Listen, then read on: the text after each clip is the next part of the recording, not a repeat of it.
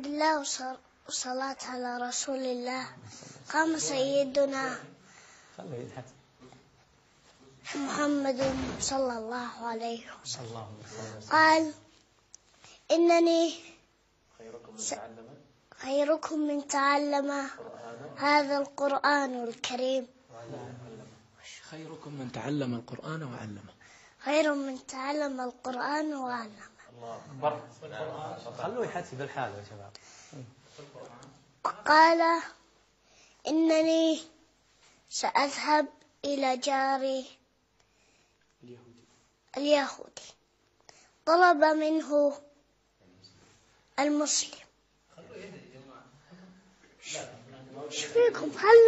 خلوني يا ماذا قال ناصر السعدي؟ أكمل شيخ تميم. يا شيخ تميم أكمل. ماذا قال ناصر السعدي؟ خلوه يحكي.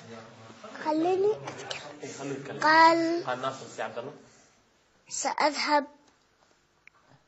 أخذ ذلك الطفل ووجد سفينة تبحر إلى هناك وإلى هناك. بدون ضحك يا شباب. تحكي عن رجل. خلاص. هذا رجل من البادية. خلاص يا ناصر. أتكلم. أنا أتكلم. كلكم مسكتوا. كان بيتكلم عن أهمية الصلاة، إنه الصلاة لازم. الصلاة هي الحياة.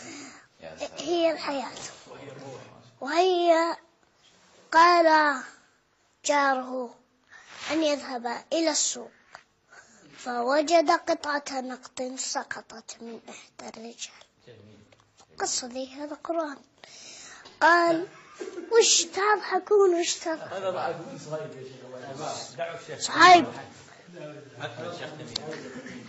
أنا أبكي. فوجد قطعة النقد. بدون ضحك يا صهيب. هذا قرآن. هذه قصة. أخذ قطعة النقد فأعطاه ذلك الرجل. قال: ليس لي. ذهب إلى ذاك الرجل الذي سقطت منه. جيب رجل ثاني غير الرجل اللي يبغى يعدل عليه عشان تمشي القصة. ذاك الرجل يدعى ناصر. سقطت منه قطعة النقد فأعطاه جاره. وش الزبدة؟ يعني البرشام منقول على الهواء مباشرة. أعطاه إبراهيم. ذهب سيدنا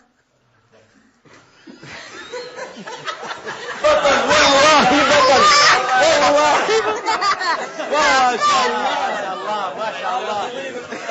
بطل تميم بطل. بطل ما شاء الله.